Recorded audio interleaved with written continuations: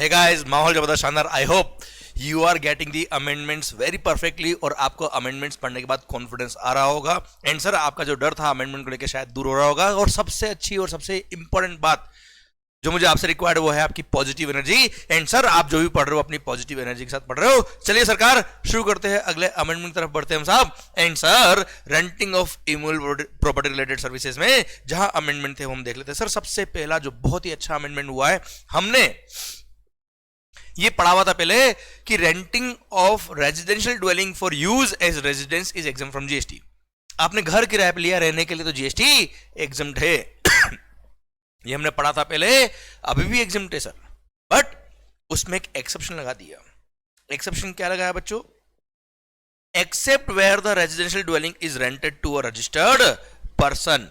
Accept where the residential dwelling is rented to a registered person. Sir, पहले हमने भी आपको लेक्चर्स में एग्जांपल दिए होंगे सर, जिसमें बोला था मैंने आपको कि मान लो मैंने कोई घर किराए पे लिया,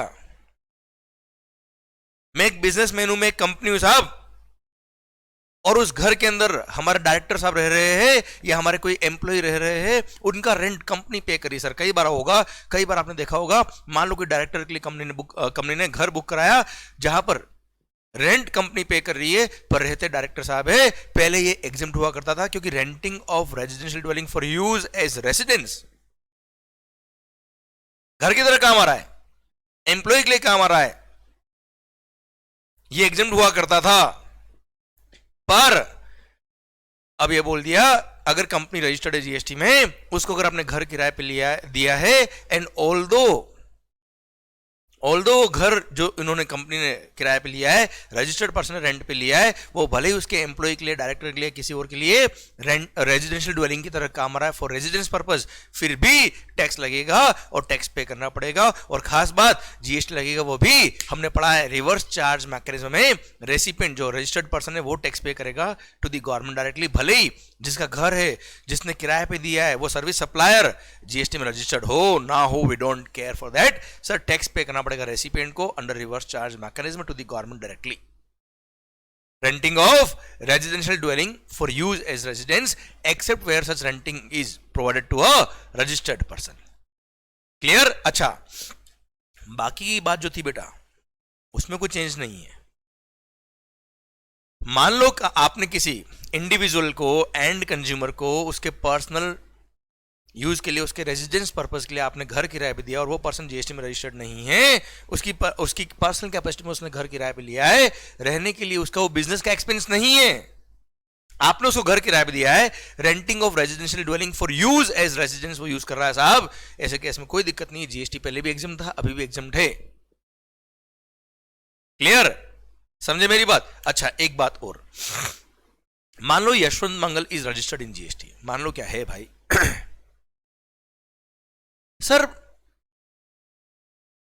फॉर एग्जाम्पल मान लीजिए पुणे में मेरे पास कोई अपना खुद का प्रॉपर्टी नहीं है, पर सर वहां पर क्लासेस लेने के लिए मेरे को आना है और मेरे को अभी sir out of entire year some months I have to spend there it. अब मेरे को वहां रहना है, दिल्ली में रहना है साहब, चेन्नई जाके मेरे को लेक्चर लेने है। मैंने क्या किया, अपना वहां पे फ्लैट रेंट पे ले लिया पूरा ही, भले ही वहां पे मैं रहता 2 महीने ही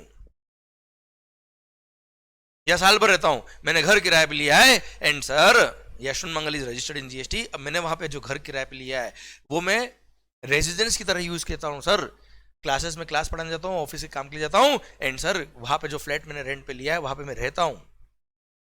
अब sir, renting of residential dwelling for use as residence to Yashwant Mangal. अब Yashwant Mangal is registered in GST. अब अगर यशवंत मंगल उस घर के किराए को अपने बिजनेस के एक्सपेंस में क्लेम कर रहा है एज अ बिजनेस एक्सपेंस, मेरे प्रॉफिट एंड लॉस अकाउंट में वो खर्चा आ रहा है, तो I am a registered person who has taken the residential dwelling for use as residence, but it is not exempt from GST, it is chargeable to GST। और यशवंत मंगल को, उस business entity को रिवर्स चार्ज मैकेनिज्म में उस पर GST जमा कराना पड़ेगा, गवर्नमेंट को पे करना पड़ेगा सर। क्लियर? डन। पर इसी को थोड़ा सा चेंज करता हूं सर, अगर यशवंत मंगल ने वो जो फ्लैट रेंट पे लिया था सर, वो अपना as a business expense claim नहीं करता है, वो बोलता है साहब अपने पर्सनल एक्सपेंस के लिए, पर्सनल यूज के लिए उसने घर किराए पे लिया है, not as a business purpose. Sir, अब उसने भले वो वहां कोचिंग पढ़ाने गया है, पर सर उसने जो घर किराए पे लिया उसका एक्सपेंस उसने बिजनेस में क्लेम नहीं किया है, तो सर यशवंत मंगल ने अपनी इंडिविजुअल कैपेसिटी में, not for the business purpose, sir वो घर किराए पे लिया है, अब ऐसे केस में क्या मैं अपने बिजनेस में वो एक्सपेंस क्लेम कर रहा हूं? Answer is no. Am I showing that expense in my business? No. It means purely Yashwant Mangal अपनी पर्सनल कैपेसिटी में, सर वो घर किराए पे ले रहा है रहने के लिए, GST will B exempt from, GST is exempt from such rent. Clear? Done. I hope बात समझ में आ रही है. पर अगर रजिस्टर्ड पर्सन ने, कंक्लूसिवली एक लाइन में आंसर दे रहा हूं, रजिस्टर्ड पर्सन ने कोई घर किराए पे लिया है रहने के लिए भले ही, पर उसने अगर एज अ बिजनेस एक्सपेंस उसने क्लेम कर लिया तो it means it is chargeable to GST, वो भी रिवर्स चार्ज मैकेनिज्म में. अदरवाइज पर्सनल कैपेसिटी में आपने अगर घर किराए पे लिया है रहने के लिए, कोई दिक्कत वाली बात नहीं है. आपने बिजनेस में कोई एक्सपेंस क्लेम नहीं किया, कुछ भी नहीं हो रहा साहब, उस पर कोई जीएसटी पे करने की जरूरत नहीं है. अच्छा सर, अब ये वाला पॉइंट, यहाँ ये पॉइंट तो पहले भी था, अभी भी है, इसमें कुछ चेंज नहीं है सर. मैं तुम्हें बताता हूँ ये पॉइंट क्या था. घर किराए पे लिया रहने के लिए तो जीएसटी एग्जम्प्ट है, पर सर आपने घर किराए पे लेके उसको दुकान लगा दी, वहां पे आपने उसको कमर्शियल यूज में यूज लिया है, वहां प्रिंटिंग प्रेस लगा दी सर, तो रेंटिंग ऑफ रेजिडेंशियल ड्वेलिंग है, बट यूज फॉर रेजिडेंस नहीं, तो टैक्स पहले भी था अभी भी है सर. हाँ, मान लो दो फ्लोर का कोई घर है सर, 2 फ्लोर का कोई घर है सर, फर्स्ट फ्लोर और ओ भाई ग्राउंड फ्लोर, सेकेंड फ्लोर नहीं, first floor and ground floor. घर है, बंगलो है, आपने किराए पे लिया, और नीचे फूलों की दुकान, ऊपर गोरी का मकान. मैं बात कर रहा हूं सर, आपने इसको पार्शली कमर्शियल यूज के लिए लिया है, पार्शली रेजिडेंशियल यूज के लिए लिया है, और रेंट कॉमन पे किया है. रेंट पूरा एक साथ पे किया, ₹1 लाख पर मंथ. और मान लो जिसने रेंट पे लिया वो जीएसटी में रजिस्टर्ड नहीं है, हाँ है ना. अब वो जीएसटी में अगर रजिस्टर्ड नहीं है, उसने घर किराए पे लिया रहने के लिए, इसको यूज कर रहा है रेजिडेंस पर्पस के लिए, ग्राउंड फ्लोर को यूज कर रहा है बिजनेस पर्पस के लिए. अगर रेंट अलग अलग दिया होता तो घर किराए पे दिया रहने के लिए उस वाले पोर्शन के रेंट पे जीएसटी एग्जम्प्ट होता. बिजनेस पर्पस के लिए रेंट पे दिया है तो जीएसटी लग जाएगा सर, हाँ है ना. अगर अलग अलग रेंट होता तो इस पे एग्जम्प्ट होता और इस पे टैक्स लगता. I am not registered in GST, पहली बात हुई, जिसने रेंट पे लिया है उसकी बात कर.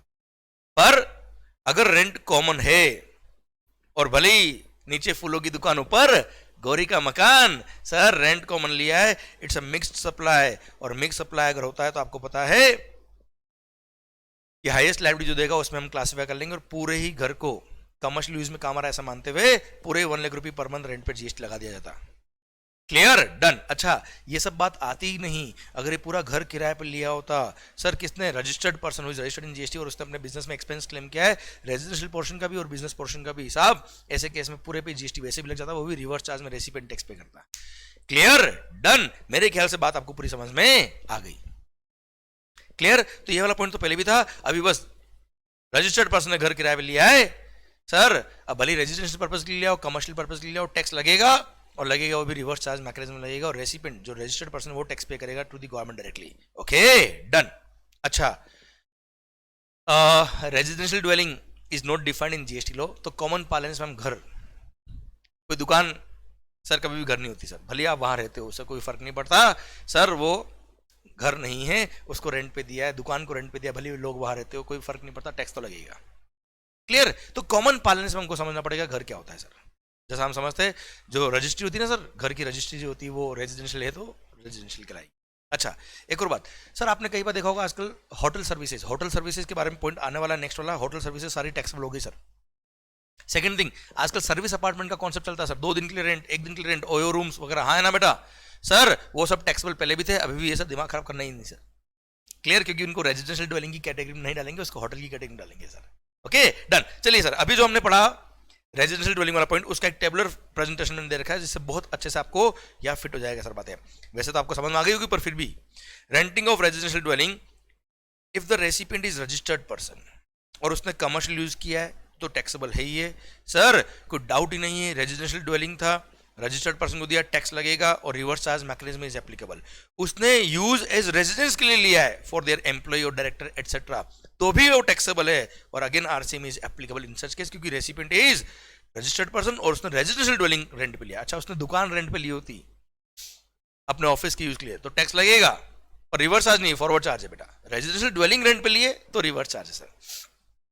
अब residential dwelling recipient is other than registered person, commercial use है तो टैक्सेबल पहले भी था, अभी भी है, पर हाँ फॉरवर्ड चार्ज मैकेनिज्म है क्योंकि रेसिपिएंट रजिस्टर्ड नहीं है।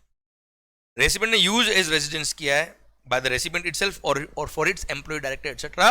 He is not registered in GST, तो ऐसे केस में it is exempt from GST. Nobody is liable to pay GST to the government directly if the recipient is not registered in GST, भले वो business entity हो। Sir ध्यान देना बेटा, यहाँ पर लिखा है क्या, रेंटेड टू रजिस्टर्ड पर्सन। अगर रेसिपिएंट बिजनेस एंटिटी है पर वो जीएसटी में रजिस्टर्ड नहीं है, उसने अपने एम्प्लॉय के लिए घर किराए पर लिया रहने के लिए, जीएसटी एग्जम्प्ट रहेगा। Clear, done.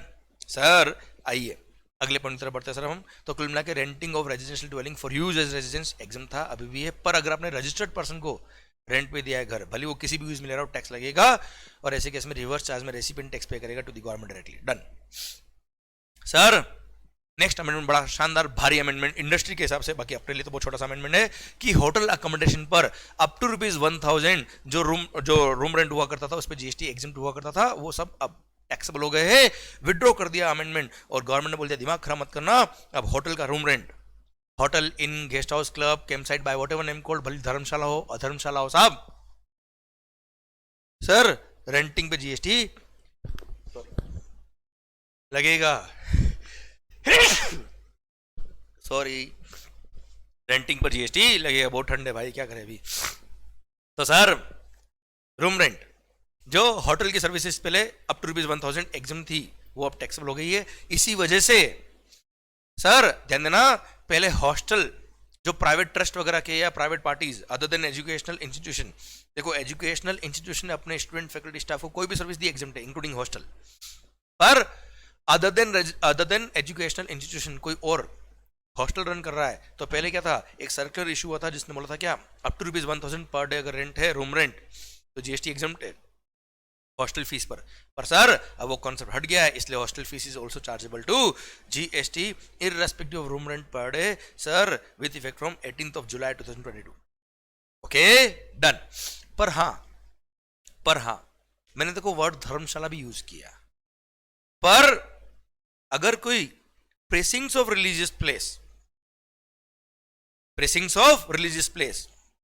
अब इट्स प्रेसिंग्स ऑफ रिलीजियस प्लेस को मैं ऑलरेडी पहले डिफाइन कर चुका था सर आपके लिए, जिसमें कहा था कि सर जहां पर जनरल पब्लिक आकर, जैसे सिद्धिविनायक मंदिर एक एग्जांपल ले लीजिए, इस्कॉन टेम्पल या कोई भी गुरुद्वारा चर्च वगैरह जो भी, उसके अंदर रूम बने हुए साहब, है ना, तो उसमें रूम रेंट अगर बिलो ₹1000 है सर, सॉरी बिलो ₹1000 है तो दैट विल बी एग्जाम्प्ट, 1000 या मोर देन 1000 है तो टैक्सेबल रहेगा।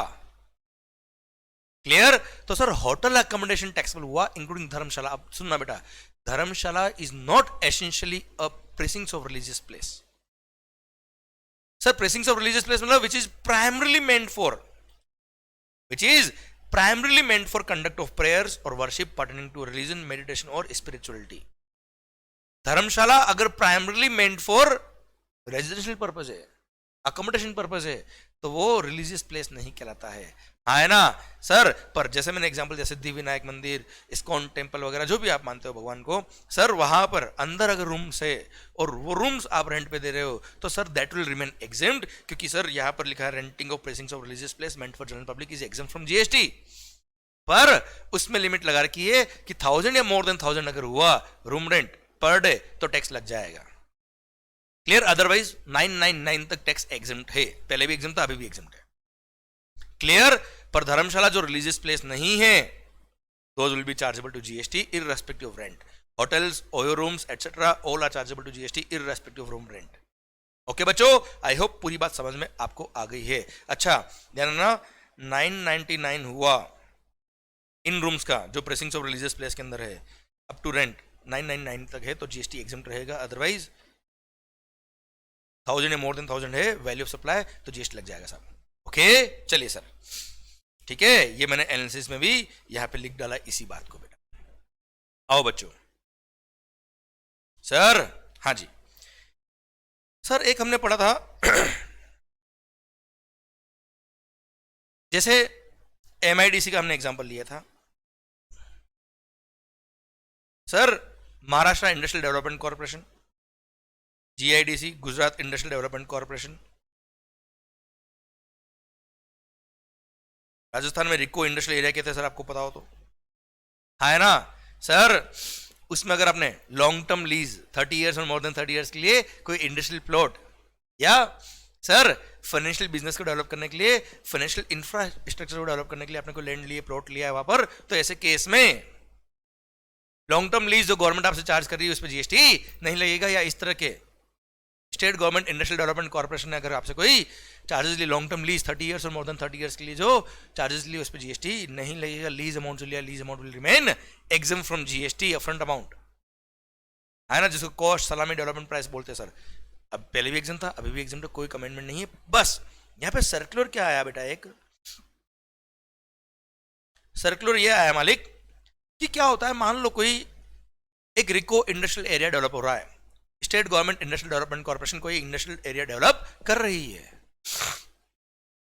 अब उसमें उस इंडस्ट्रियल डेवलपमेंट कॉर्पोरेशन ने जो पूरा एक प्लानिंग काटा है बेटा, एक बड़ी लैंड थी उसको डेवलप कर रहे हैं अभी, और इंडस्ट्रियल प्लॉट्स काट रहे हैं। अब इसमें क्या है, मान लो लोकेशन वाइज, जैसे फ्रंट रो में मेरे को इंडस्ट्री लगानी है, तो फ्रंट रोड वाला मेरे को साहब प्लॉट चाहिए गवर्नमेंट से, या कोई प्रेफरेंशियल लोकेशन वाला है कि ये लोकेशन इज मोर एडवांटेजियस, मेरे को वो लोकेशन चाहिए, वो वाला प्लॉट चाहिए, उसके लिए गवर्नमेंट क्या करती है, कुछ एक्स्ट्रा रेट रखती है बेटा। जैसे फॉर एग्जाम्पल मान लो 1000 रुपीज स्क्वायर फीट, ₹1000 पर square feet is the rate, normal rate of land. पर अगर आपको इस जगह पे चाहिए तो उसका रेट होगा 1200, या इस लोकेशन चाहिए तो उसका रेट होगा 1100, या इस लोकेशन चाहिए तो उसका रेट होगा 1500, हाँ है ना। मान लो मतलब ये 200 रुपये, 500 रुपये, 100 रुपये एक्स्ट्रा जो मैंने एग्जांपल दिया सर, ये है क्या, प्रेफरेंशियल लोकेशन चार्जेस। सर अगर मान लो 1000 रुपीज तो बेस रेट हो गया, और प्रेफरेंशियल लोकेशन के लिए 1000 रुपये, 500 रुपये, 200 रुपये, 100 रुपये इन्होंने एक्स्ट्रा लिए, तो सवाल आता है क्या वो प्रेफरेंशियल लोकेशन चार्जेस भी एग्जम्प्ट रहेंगे या उनको टैक्स लगा देंगे, बाकी 1000 रुपये पर स्क्वायर फीट जो एक बेसिक रेट है उसी पे एग्जम्पशन मिलेगा। तो ये सर्कुलर ने बोला भाई it's a composite supply only. Ultimately आप प्रेफरेंशियल लोकेशन ले रहे हो तो क्या ले रहे हो, इंडस्ट्रियल लैंड ले रहे हो ना सर, अरे हाँ है ना, या plots for development of financial business उसके लिए ले रहे हो ना सर आप, तो it's a part and parcel of value of that lease amount only.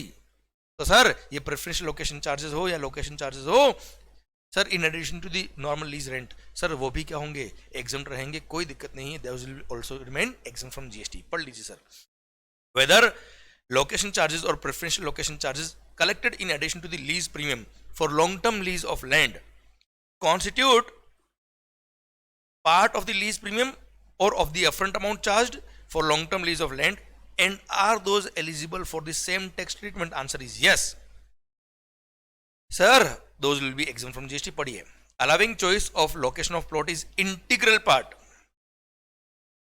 it is an integral part of supply of long-term lease of plot, and therefore location charges is nothing but part of consideration charged for long-term lease of plot, being charged upfront along with the upfront amount for the lease, the same is exempt. upfront amount अगर है तो ये exempt रहेगा sir. Accordingly, as per recommendation issued by the GST Council, it is clarified that location charges or preferential location charges paid upfront in addition to the lease premium for long-term lease of land constitute part of upfront amount charged for long term lease of land। और आपको पता है upfront amount का part अगर है तो upfront amount which is charged for long term lease of land is exempt from GST and will be eligible for the same tax treatment, and yes eligible for the above exemption. clear, done। शायद आपको बात समझ में आ गई। आओ बच्चों अगला point. अच्छा, since renting of immovable property related service था, इसलिए सर जो वेयर हाउसिंग ऑफ नट्स याद आया बेटा, coffee, tea, sugar cane, jaggery, raw fibre जो हम ऑलरेडी आगे पढ़ चुके थे, ये वापस यहाँ रिपीट किया हुआ बेटा, ये ऑलरेडी हम पढ़ चुके हैं सर। आपकी बुक के अंदर भी मैंने ये यहाँ पर रिपीट किया पॉइंट, क्योंकि renting of immovable property related service है तो यहाँ पे भी आप अमेंडमेंट कर दीजिएगा। क्लियर, पॉइंट हम ऑलरेडी पढ़ चुके हैं बेटा। तो अभी कुल मिला के एग्रीकल्चर प्रोड्यूस का वेयर हाउसिंग और स्टोरेज एग्जम्प्ट है, राइस का वेयर हाउसिंग और स्टोरेज एग्जम्प्ट है, cereals, pulses, fruits and vegetables इनका वेयर हाउसिंग एग्जम्प्ट है, otherwise processed food will be chargeable to GST. Processed foods का warehousing will be chargeable to GST. Clear, टिक मालिक। आओ बच्चों अगले अमेंडमेंट की तरफ बढ़ते हैं। बड़ा अच्छा अमेंडमेंट हुआ है साहब गवर्नमेंट रिलेटेड सर्विसेज में। फर्स्ट जो पॉइंट था कि सर मैं तुम्हें बताता हूं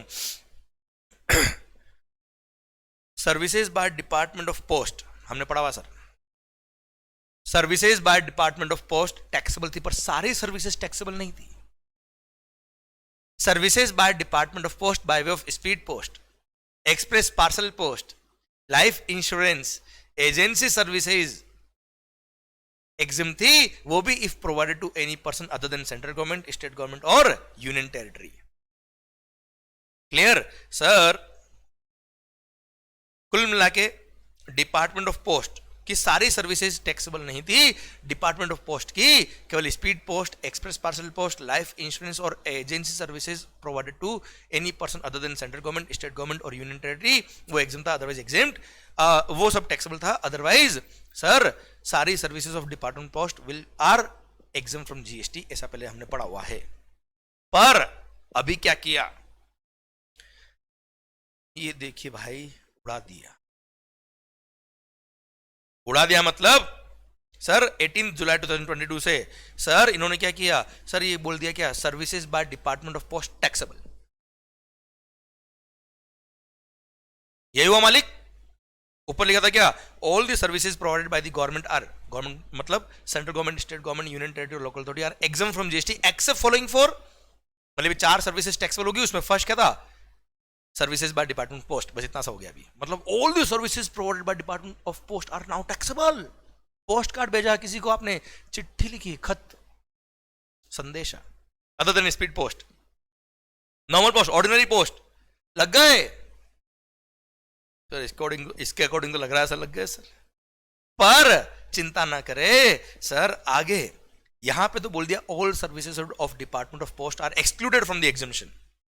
मतलब अभी तक तो डिपार्टमेंट ऑफ पोस्ट की सर्विसेज को हमने एग्जाम नहीं किया, पर आगे एक पॉइंट इन्होंने यहां इंसर्ट किया, नया एंट्री इंसर्ट कर दिया, एंट्री नंबर 24C, और लिख दिया क्या, सर डिपार्टमेंट ऑफ पोस्ट की ये सर्विसेज एग्जाम्प्ट रहेगी। कौन सी services? By the department of post by way of post card, inland letter, book post and ordinary post, envelopes, ordinary post में भी envelopes which are weighing less than 10 grams, मतलब जिन envelope का ordinary post के through जो आपने envelope भेजा उसका अगर वजन 10 ग्राम से कम होगा तो उसके जो पोस्ट चार्जेस होंगे उस पे जीएसटी एग्जम्प्ट रहेगा, अदरवाइज जीएसटी लग जाएगा, ऑर्डिनरी पोस्ट पे भी।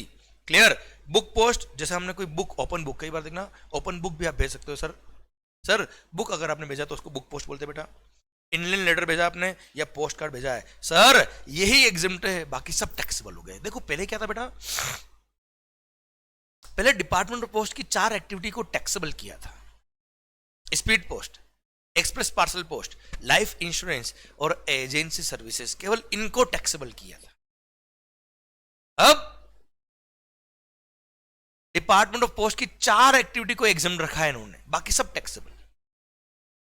किन किन एग्जाम रखा सर?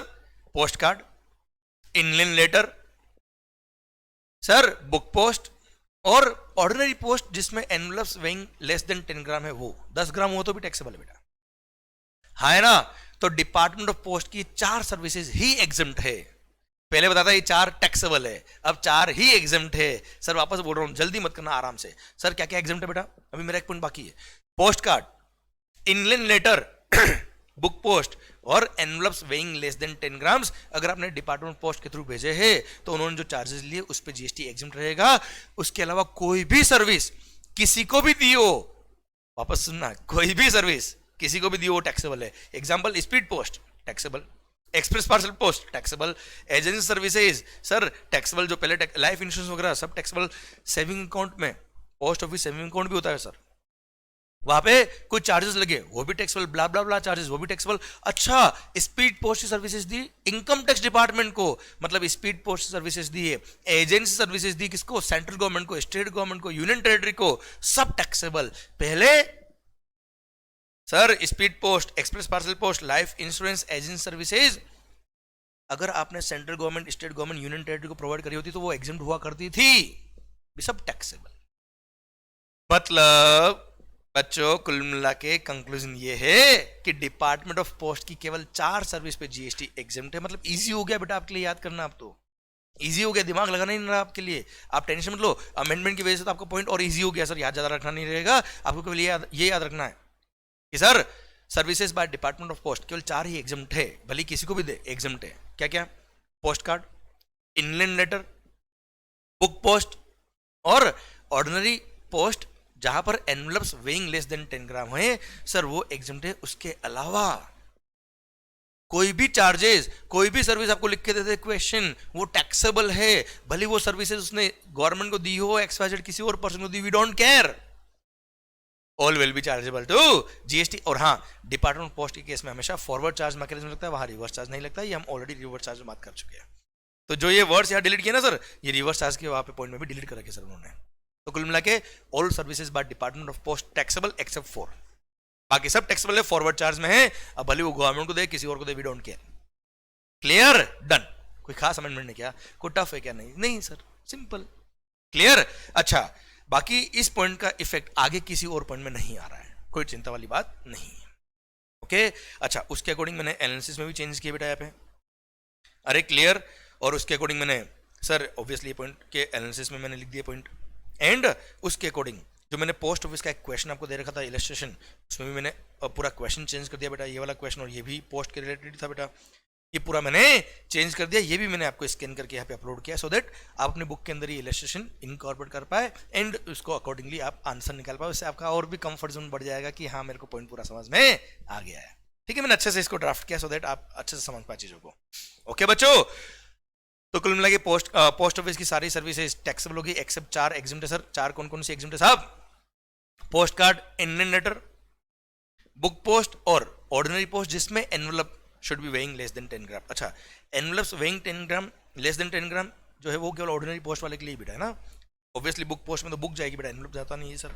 अरे क्लियर, तो 10 ग्राम वाला पॉइंट जो है वो इनके लिए नहीं है सर, 10 ग्राम वाला पॉइंट ऑर्डिनरी पोस्ट के लिए सर। ठीक है, नॉर्मल पॉइंट था पर हाँ फिर भी क्लियर। माहौल सरकार आओ, अगले अमेंडमेंट तरफ बढ़ते सर। हाँ जी sir, FSSAI food safety and standards authority of India sir, FSSAI जो सर्टिफिकेशन देता है, लाइसेंसिंग देता है सर, उसके लिए फीस चार्ज करता है। That fees was exempt from GST, now became taxable, exemption withdraw कर लिया। पढ़ लीजिए पॉइंट क्या है sir, services by way of licensing, registration and analysis और testing of food samples supplied by food safety and standards authority of India to the food business operators. मान लो Maggi है ना सर, उसको सर्टिफिकेट दिया, eligibility certificate दिया, licensing दिया sir, तो लाइसेंस फी वगैरह जो भी चार्ज करी उस पर GST अब लगेगा, पहले एग्जाम था बेटा। ओके, सेम वे IRDA की सर्विसेज, सेम वे सेबी की सर्विसेज। जो IRDA जो भी फीस चार्ज करता था वो एग्जाम था पहले, जो भी इंश्योरेंस कंपनी से उन्होंने लिया है। सेम वे सेबी जो फीस लेता था वो एग्जाम था, अब चार्जेबल टू GST सर। पढ़िए पहले, पढ़िए, services provided by the insurance regulatory and development authority IRDA of India to the insurers under the IRDA act 1999।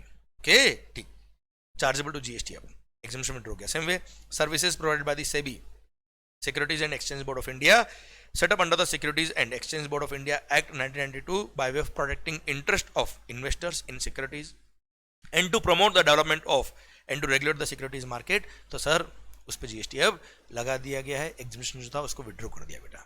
ठीक है, तो सेबी की सर्विसेज एंड IRDA की सर्विसेज जो पहले एग्जाम थी अब टैक्सेबल कर दी। FSSAI ने जो फीस चार्ज किया वो भी टैक्सेबल हो गया बेटा अभी। ओके सर, कोई खास अमेंडमेंट नहीं है, नंबर ऑफ अमेंडमेंट रैंकिंग ज्यादा है सर, टफ नहीं है सर, टफ नहीं है, अच्छा है सर। आओ बच्चों, अच्छा ये जो हमने पॉइंट आगे पढ़ा था प्रेफरेंशियल लोकेशन चार्जेस, ये पॉइंट सिंस मैंने गवर्नमेंट रिलेटेड सर्विसेज में इसको रिपीट किया था, इसलिए इस पॉइंट को मैंने वापस से यहाँ पे अमेंडमेंट लिख के दे दिया, सो दैट आप अपनी बुक के अंदर दोनों जगह पे इसको इनकॉर्पोरेट कर पाए बेटा। Upfront amount for long term lease याद है बेटा, इंडस्ट्रियल प्लॉट वाला, ठीक सर, ये सर्कुलर रिपीट किया बेटा। देन सर एक हमने पॉइंट पढ़ा था सर उसके रिगार्डिंग सर्कुलर इशू हुआ है सर। अगर आपको याद हो आर्टिकल 243W या 243G of the Indian constitution,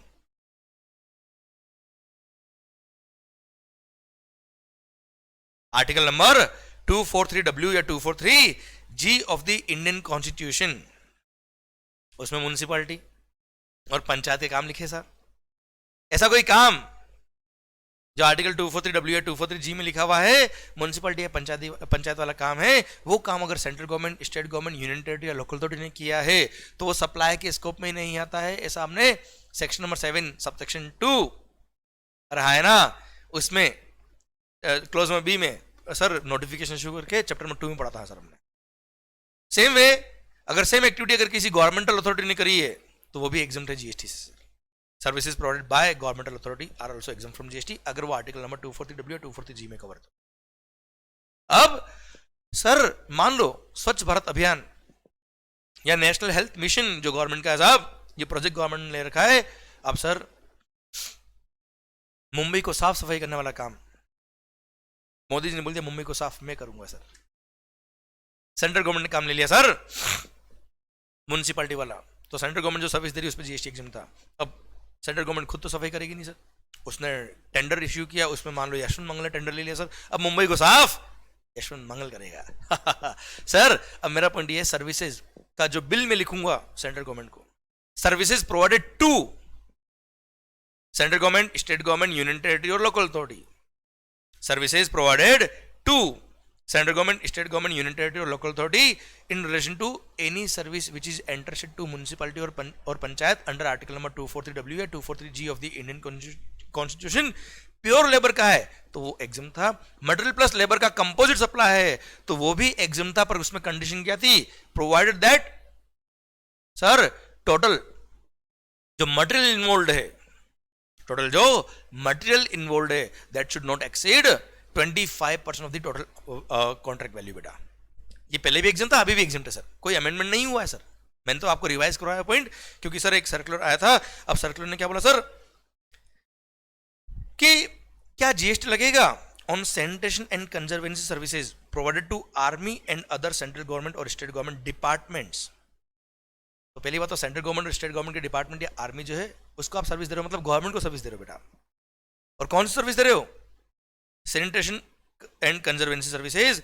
ये सर्विसेज आर्टिकल नंबर 240W और आर्टिकल नंबर 243G में कवर होती है साहब। ऐसे केस में ये सर्विसेज अगर आप गवर्नमेंट को दे रहे हो, प्योर लेबर तो एग्जाम्प्ट है, मटेरियल प्लस लेबर है अप टू 25% तक का मटेरियल है तो वो भी एग्जाम्प्ट रहेगा सर। सर पढ़ लीजिए तो क्लेरिफिकेशन दे कि हाँ साहब कवर है सर एग्जाम्पशन में। The functions entrusted to municipalities and panchayat under article number 243W or 243G of the Indian Constitution also include the activities of sanitation and conservancy services, साफ सफाई वाले काम। If such services are provided to Indian Army, if such services are provided to Indian Army or any other government ministry or department, अगर आपने Indian army को या any other government या sir government ministry department को services दी है तो sir ऐसे case में वो भी इसमें कवर होगी, एग्जामिशन मिलेगा, कोई दिक्कत नहीं। पर कंडीशन क्या है, प्योर लेबर है तो एग्जामिशन मिलेगा, मटेरियल प्लस लेबर है तो टोटल कंसिडरेशन का मैक्सिमम 25% ही होना चाहिए मटेरियल का वैल्यू सर। तो सर अगर आपने सर्विसेज प्रोवाइड करी in the same manner as the local authority does it for public, तो ऐसे केस में the same will be eligible for exemption under schedule number 3 and 3A of the exemption notification, otherwise it will be chargeable to GST. और आया ना more than 25% material involve है taxable होगा sir. Clear done. कुल मिला के इनका जो पॉइंट था कि क्या ये सेंट्रल गवर्नमेंट या आर्मी को अगर आपने सर्विसेज दी है, उनके डिपार्टमेंट को सर्विसेज दी तो वो एग्जाम रहती है, तो answer yes, same exemption applies here also sir. Okay ठीक सर। फिर नेक्स्ट सर हमने पढ़ा था जीएसटी नेटवर्क जो अलग से गवर्नमेंट ने कंपनी बना रखी है, एक एंटिटी बना रखी है जो सेंट्रल जो पूरे जीएसटी पोर्टल को संभालता है साहब, मैनेज करता है, हाँ है ना। अब जीएसटी नेटवर्क जो गवर्नमेंट ने कंपनी बनाई वो फीस किससे लेगा, वो अपना काम करवाने के लिए पैसा कहाँ से लाएगा, वो सेंट्रल गवर्नमेंट, स्टेट गवर्नमेंट या यूनियन टेरिटरी से लेगा सर। तो उसको जो उनसे जो फीस ली है वो पहले एग्जाम थी, अब टैक्सेबल हो गई है सर। पढ़िए, services provided by the GST network to the central government और स्टेट गवर्नमेंट्स और union territory for implementation of GST sir अब टैक्सेबल हो गई है। क्या होता है सर, इन्फोसिस जिसको सॉफ्टवेयर मेंटेनेंस का काम दे रखा है उसको पैसा कौन देगा, उसको सेंट्रल गवर्नमेंट पैसा देता है सर। जीएसटी पोर्टल को अपग्रेड करना है, उसको मेंटेन करना, उसका सारा एक्सपेंस जीएसटी नेटवर्क का है जो अलग से कंपनी बना रखी सर गवर्नमेंट ने। अब वो फंड कहां से लाएगा, खर्चा करना है, फंड कहां से लाएगा, he will the GST network is charging the fees to the central government and state governments and union territories, so that will be now chargeable to GST sir. ओहो आगे कहा बैंकिंग रिलेटेड सर्विसेज में हम sir banking related services का सबसे पहला point जो हमने पढ़ा था, services provided by RBI taxable now, services provided by the reserve bank of India are now taxable. Same way services provided to RBI केवल एक एग्जाम थी, अगर आपने आउटसाइड इंडिया से सर्विसेज दिए आरबीआई को in relation to management of foreign exchange reserves, तो ये पहले एग्जाम थी, अब उसको भी टैक्सेबल कर दिया। कुल मिला के all services provided by RBI is now taxable, और सर्विसेज प्रोवाइडेड टू आरबीआई, सारी सर्विस पहले वैसे भी टैक्सेबल थी, केवल एक एग्जाम थी, उसको भी विड्रॉ कर दिया। अब तो आपको दिमाग लगाना ही नहीं है। अगर कभी भी एग्जाम में क्वेश्चन आता है कि सर्विसेज प्रोवाइडेड बाय आरबीआई हो या सर्विसेज प्रोवाइडेड टू आरबीआई हो, कोई भी सर्विस हो सर, अलग से आरबीआई के होने की वजह से एग्जामिशन जो मिलता था वो अब नहीं मिलेगा sir. Now 2000 chargeable to GST. Services provided by RBI all taxable, services provided to RBI in relation to management of foreign exchange reserves, केवल ये एक ही एग्जाम थी सर आरबीआई की वजह से, वो भी अब टैक्सेबल कर दी सर, एग्जामिशन विड्रॉ हो गया। Clear, done. मतलब है ना इजी भाई, टफ क्या है इसमें, बस आपको ध्यान रखना पड़ेगा, और कोई टफ कुछ भी नहीं है सर। आइए बच्चों, एक मस्त वाला सर्कुलर इश्यू हुआ सर। सर मस्त तो क्या है सर, सिंपल सा सर्कुलर है सर, वो हम देख लेते सर, एक जो मैंने इस चैप्टर के एंड में डाला है sir. Clarification on applicability of GST on payment of honorarium to the guest anchors. आपने देखा होगा बेटा कई सारे टीवी शोज में, न्यूज चैनल्स पे, या कई सारे अदर प्रोग्राम्स में गेस्ट एंकर्स को बुलाते हैं ये लोग, पता ना सर, जहां पे डिबेट शो होते हैं कई बार, दोज गेस्ट एंकर्स जो भी वहां पे आ रहे हैं वो एम्प्लॉय तो नहीं सर न्यूज चैनल के या टीवी शोज वालों के एम्प्लॉय तो नहीं है, तो उनको एक ऑनरेरियम पे किया जाता है। Honorarium some fees is paid to the guest anchors. आप मुझे बताओ, पूरे मेगा एग्जामिनेशन लिस्ट में कहीं भी आपने ये पढ़ा क्या कि टीवी शोज के गेस्ट एंकर्स को जो भी ऑनरेरियम पे कर रहे हो, जो भी फीस पे कर रहे हो, वो एग्जाम रहेगा? नहीं सर। तो सर्कुलर ने बोला हाँ भाई हाँ, those will be chargeable to GST, उस पे गेस्ट एंकर्स को जो भी आप ऑनरेरियम दे रहे हो उस पे जीएसटी लगा के दो साहब, GST is payable by those guest anchors on the services provided by them. Clear, done. ये सिंपल सा सर्कुलर था, देख लीजिए सर आप। Sansad TV and other TV channels invite guest anchors for participating in their shows and pays remuneration to them in form of honorarium. आपने देखा होगा कई बार न्यूज चैनल में पॉलिटिकल डिबेट्स हो रही है, गेस्ट एंकर्स आ रहे हैं। क्लियर, अगर उनको कोई फीस पे करे तो 2000 चार्जेबल टू जीएसटी। सर वो तो न्यूज चैनल के लिए हमने पढ़ा था क्या, न्यूज प्रोवाइडेड बाय, सर याद आया बेटा? अरे जो न्यूज प्रोवाइड करते हैं ना सर, याद आया मैंने एग्जांपल दिया था शक्तिमान का, स्पाइडरमैन का, सर इंडिपेंडेंट जर्नलिस्ट वगैरह ने services the, news trust of India इन्होंने सर्विस दी है न्यूज प्रोवाइड करने के लिए, वो एग्जाम थी। गेस्ट एंकर आ रहे, those are not providing news sir. तो जो गेस्ट एंकर्स को ये रेम्यूनरेशन पे कर रहे हैं in the form of honorarium, clear, उस पर जीएसटी लगेगा। Some of the guest anchors have requested payment of GST at the rate of 18% on the honorarium paid to them for such appearances. तो यहाँ पर क्लेरिफिकेशन देके बोला कि हाँ जी हाँ, वो सही बोल रहे हैं, जीएसटी लगेगा। It is clarified that supply of all goods and services are taxable unless exempted or declared as neither supply of goods nor supply of service. Services provided by guest anchors in lieu of honorarium attract GST, क्योंकि कहीं पे भी एग्जामिशन नहीं है sir. हाँ, वो guest anchors का खुद का ही एग्रीड टर्नओवर 20 लाख या 10 लाख नहीं है इस केस में भी, तो वो तो लायबल फॉर रजिस्ट्रेशन नहीं, उनके केस में जीएसटी पे करने की जरूरत नहीं है। अदरवाइज जो भी गेस्ट एंकर अपना इनवॉइस रेज करेंगे उस पर जीएसटी लगाएंगे सर। Clear, done. सरकार पॉइंट खत्म होता है। अब ये मेगा एग्जामिनेशन से रिलेटेड जितने भी सर्विसेज थी ये सारी खत्म होती है अब। क्लियर, जितने भी अमेंडमेंट थे वो सारे खत्म होते हैं अब। आइए बच्चों, मैंने इस चैप्टर की एंड में एक मस्त वाला सर्कुलर, जो एक मास्टर सर्कुलर इश्यू हुआ सर, ये मास्टर सर्कुलर है सर, शानदार सर्कुलर है सर। इसने पुराने कई सालों के कई सारे झगड़ों के जो जजमेंट आए थे हाई कोर्ट्स वगैरह के, उन सबको कंपाइल करके डिपार्टमेंट की तरफ से एक सर्कुलर इशू किया क्लेरिफाई करने के लिए। सर वो मास्टर सर्कुलर को हम पढ़ने वाले हैं सर। सर्कुलर दिखने में बहुत बड़ा लगेगा पर मैं उसको कंपाइल करके छोटे वे में समझा दूंगा आपको, ध्यान दीजिएगा बेटा। सर शेड्यूल 2 पैरा 5 क्लोज ई नॉन कॉम्पिट एग्रीमेंट ज्यादा है बच्चों आपको? सर एक बार हेडिंग पढ़िए, clarification on GST applicability on liquidated damages, compensation and penalty arising out of breach of contract or other provisions of the law। ठीक है साहब, ये सर्कुलर मास्टर सर्कुलर इशू हुआ सर क्योंकि इसमें over a period of time कई सारे cases में झगड़े हुए, over the years doubts have been raised, और कई सर्विस टैक्स टाइम पे भी सेम पॉइंट था सर, और इनमें कई सारे मैटर्स पे कोर्ट में केसेस चल रहे थे सर। उन सबको कोर्ट्स के जो जजमेंट आए उसके अकॉर्डिंग इन्होंने एक मास्टर सर्कुलर इशू कर दिया। सबसे पहले पॉइंट पढ़ेंगे sir, para number 5 clause number E में लिखा क्या था sir? Obligation, agreeing to the obligation to refrain from an act or to tolerate an act or a situation or to do an act. Sir, agreeing to the obligation to refrain from an act or to tolerate an act or a situation or to do an act has been specifically declared to be a supply of service in para number 5E of Schedule 2 of the CGST Act if the same constitutes supply within the meaning of section number 7 of the Act. The said expression has the following 3 limbs. Sir, अब sir ये जो बात लिखी ना इसने, इसको थोड़ा सा मैं और समझा देता हूं आपको बेटा। शेड्यूल 2, सर आपको पता है शेड्यूल 2 की बात कब आएगी? शेड्यूल 2 बोलता है क्या? सेक्शन नंबर 7 सबसेक्शन 1A से आया शेड्यूल 2 और सबसेक्शन 1A में लिखा है अगर कोई ट्रांजेक्शन इस पर सेक्शन नंबर 7 सबसेक्शन 1 सप्लाई के स्कोप में आता है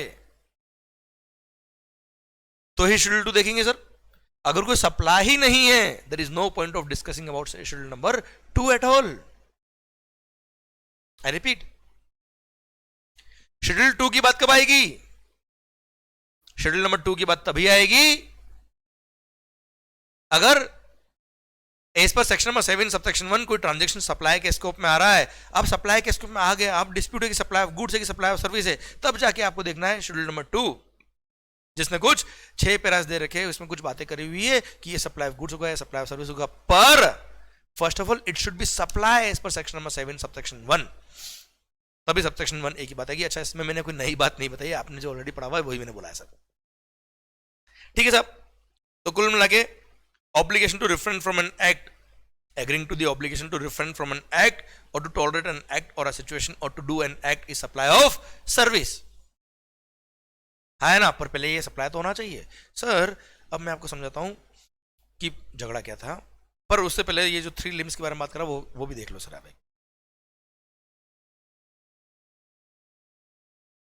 चलो, first, agreeing to the obligation to refrain from an act, इसका मतलब क्या है सर? सबसे पहली बात, non compete agreements. For example मैंने आपको कई बार एग्जांपल दिया हुआ है कि कुरियर बिजनेस, मान लो I am engaged in the business of courier in Andheri, और मुझे पता है आप मास्टरमाइंड हो कुरियर बिजनेस के, currently you are doing your business in Borivali, not doing in Andheri, पर मुझे न्यूज आ गई कहीं ना कहीं से कि आप अंधेरी में भी आने वाले हो। मैंने आपको बोला प्लीज भाई अंदर मत आना, क्योंकि तुम अंदर में आ गए तो मेरा बिजनेस चौपट हो जाएगा, लॉस हो जाएगा सब मेरे को, मैंने मना कर रहा हूं आपको, प्लीज मत आना। आपने बोला मैं क्यों नहीं करूंगा बिजनेस, में तो करूंगा ना यार, why should I not expand my business. मैंने बोला बस साल के 10 लाख रुपए दूंगा तेरे को, मैं इस एरिया में बिजनेस मत करना। आपने बोला ओके डन, कुछ नहीं करने के पैसे मिल रहे, तो you have accepted that I will refrain from this act, और आपने जो एक्सेप्ट किया फॉर अ कंसिडरेशन एक्सेप्ट किया है, तो ये सप्लाई के स्कोप में आता है हाँ है ना, और ये सप्लाई ऑफ सर्विस के स्कोप में आएगा और उस पर जीएसटी नहीं लगेगा। क्लियर, समझे मेरी बात? चलो एक और एग्जांपल देता हूं। मान लो कोई बिल्डर है बेटा, जो बिल्डिंग बना रहा है, उसको जो म्युनिसिपैलिटी से परमिशन मिली वो 50 फ्लोर की मिली, 50 फ्लोर की मिल गई सर, पर सर 50 फ्लोर की वो बिल्डिंग बनाएगा, तो आसपास के लोगों ने उसको रिक्वेस्ट करी, आसपास की बिल्डिंग वालों ने रिक्वेस्ट करी, साहब आप प्लीज 25 फ्लोर से ऊपर मत बनाना, क्योंकि 25 फ्लोर से ऊपर अगर आप बिल्डिंग बना दोगे तो हमारे आसपास जो हमारी बिल्डिंग्स है वहां पर सर सनलाइट, रोशनी, आपका जो बिल्डिंग इतना ऊंचा बन जाएगा तो उसका शेडो आएगा हमारी बिल्डिंग्स पर, छाया आएगी साहब, और हमारे को डायरेक्ट सनलाइट नहीं मिलेगी, हमारा फ्री जो एयर फ्लो है वो रुक जाएगा, थोड़ा सा तकलीफ आएगी साहब। Although that builder has the permission from the municipality to construct the building up to 50 floors, as per law allowed हो गया सर, कोई तकलीफ नहीं है, पर at the request of the societies neighbouring that building उसने वो एक्सेप्ट किया, पर उसने बोला साहब मेरे को इसमें ये काम अगर मैं नहीं करूंगा तो मेरे को इतना कंसिडरेशन चाहिए, तो सर आसपास से सारे लोगों ने मिलकर उसको 10 करोड़ रुपए दे दिए, है ना, तो उसने एक्सेप्ट किया obligation to refrain from an act, और उसने 25 फ्लोर तक ही बनाया साहब। तो ऐसे केस में अगेन सर ये क्या है, obligation to refrain from an act, obligation to refrain from an act is supply of service. Okay, और एग्जांपल हो सकते हैं सर इसके कई सारे, ठीक है सर, ये तो कुछ एग्जांपल दे रखे हैं यहाँ पे। Then agreeing to the obligation to tolerate an act और अ सिचुएशन। सर आज मान लो मेरी एक दुकान है सर, मेरी शॉप है, और मेरी शॉप के बाहर कोई हॉकर है, चाय का ठेला, पानी पूरी का ठेला, हाँ ना, पता ना सर, तो मेरी दुकान के बाहर खड़े होके वो चाय बेचेगा या सर पानी पूरी की स्टोर लगाएगा, एंड सर मैं उसको अलाउ कर रहा हूँ हॉकर को मेरी दुकान के बाहर, उसके लिए मेरे को मंथली कुछ चार्ज देता है बेटा, तो अगेन सर मैं उसकी ये जो वहाँ पे इतनी भीड़ भड़का आएगा, गंदगी होगी, सब होगा, सब ये सब मैं टॉलरेट कर रहा हूँ, तो ऐसे केस में that is supply of service, उसके लिए मेरे को वो कंसिडरेशन दे रहा है, दैट ही हैज अग्रीड, और ऐसे केस में सप्लाई ऑफ सर्विस होगा। क्लियर? ठीक सर। सर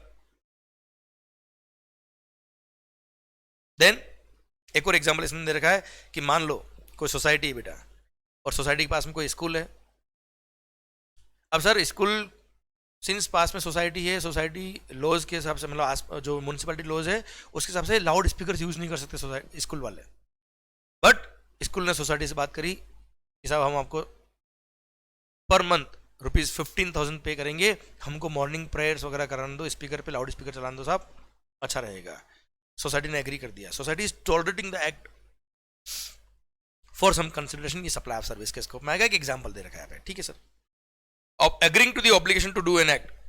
सर मान लो कोई एक फैक्ट्री है साहब, एग्जांपल कोई एक फैक्ट्री है जिसमें कुछ प्रोडक्शन होता है सर, उसका जो पॉल्यूशन तो होता ही थोड़ा बहुत सर, ऑल्दो उसने सर जो उसका चिमनी लगी हुई सर, उसमें जो पॉल्यूशन या जो फ्यूम निकल रहा है सब, वो फ्यूम जो है with in the controllable limit है, विद इन द लॉ है सर, कोई दिक्कत नहीं है, पर फिर भी आसपास की जो सोसाइटी थी उसने रिक्वेस्ट करी साहब इस पे ये मशीन और लगा दो, इससे पॉल्यूशन बहुत कम हो जाएगा। उसने बोला मैं क्यों लगाऊं यार, मेरे तो विद इन द लॉ है सर, आपको एक्स्ट्रा फैसिलिटीज हम क्या करें सर, आपको एक्स्ट्रा अपने हेल्थ का सेफ्टी रखना, तो उसमें हम क्या करें, आप अपने घर में लगा दो। तो सोसाइटी वालों ने बोला उस फैक्ट्री वाले को कि साहब आप वो मशीन लगा दो, हम आपको कुछ चार्जेस के पे कर देंगे, हम मंथली आपको 1 लाख रुपए दे देंगे साहब, आप ये मशीन आपके एक्स्ट्रा लगा दो, सो दैट बिल्कुल भी नॉइज पोल्यूशन नहीं हो, बिल्कुल भी पोल्यूशन नहीं हो साहब, एयर पोल्यूशन वगैरह ऑल द लॉ में अलाउड है। सोसाइटी उस फैक्ट्री वाले ने एक्सेप्ट किया, 1 लाख रुपए पर मंथ उसको पे करे सोसाइटी वाले, दैट इज अगेन उसने एग्री किया है for obligation to do an act, वो एक काम कर रहा है ये मशीन लगाने वाला, हाँ है ना, again it is supply of service for a consideration, yes GST लगेगा सर। क्लियर? समझ में? ये कुछ एग्जांपल देयर में भी an number of examples. Okay, तो अल्टीमेटली ये 3 लिम्स के हमने विद एग्जांपल समझ ली बात को। अब वापस इस पॉइंट को समझना सर, पॉइंट क्या कहता है बेटा, agreeing to the obligation to refrain from an act और टू टॉलरेट एन एक्ट और अ सिचुएशन और to do an act is supply of service. अगर ये सप्लाई के स्कोप में आता है तो अब सर झगड़ा क्या हुआ वो समझना sir. Over the period of time बहुत सारे मैटर्स पे डिस्प्यूट्स हुए, बहुत सारे कोर्ट्स के जजमेंट्स आए इन सब मैटर्स पे सर, इन सबको कंपाइल करके इसने आगे सर एक सर्कुलर में बात कर दी और कह दिया, क्या समझना बात को ध्यान से। जैसे मैं एक एग्जांपल देता हूं, लिक्विडेटेड डैमेजेस। देखो सबसे पहली बात जो इन 3 पैरा में समझाई हुई है वो मैं तुम्हें समझा देता हूं कि सर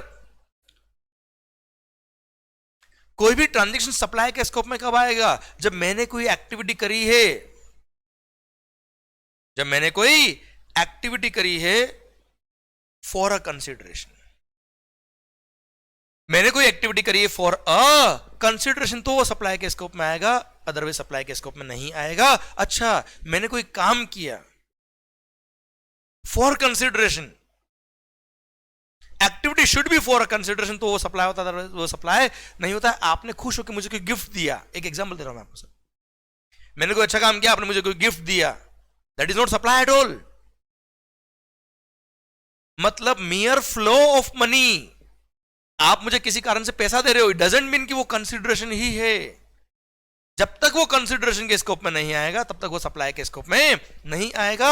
सेम वर्ड्स लिखे हैं इंडियन कॉन्ट्रैक्ट एक्ट में, और इंडियन कॉन्ट्रैक्ट एक्ट में भी लिखा है कि कुछ करने के लिए कुछ आप कंसिडरेशन दे रहे हो, तो सर ऐसे केस में वो कॉन्ट्रैक्ट एक्ट वैलिड है और वो कॉन्ट्रैक्ट के स्कोप में आता है। सेम वर्ड्स यहाँ सप्लाई के स्कोप में यूज हुए, एंड उन्हीं का रेफरेंस देते हुए सर्कुलर इशू किया, इसलिए मैं बातें बता रहा हूं आपको सर कि कुछ करने के लिए पैसा मिल रहा है, फीस मिल रहा है. If supplier is getting something for doing something, quid pro क्यो, अरे हाँ है ना, उसको कुछ फीस मिल रहा है, उसको मजा आ रहा है साहब, उस फीस के लिए उसने वो काम किया है, तो सप्लाई सर्विस के स्कोप में आएगा, कोई दिक्कत नहीं, सप्लाई के स्कोप में आएगा सब.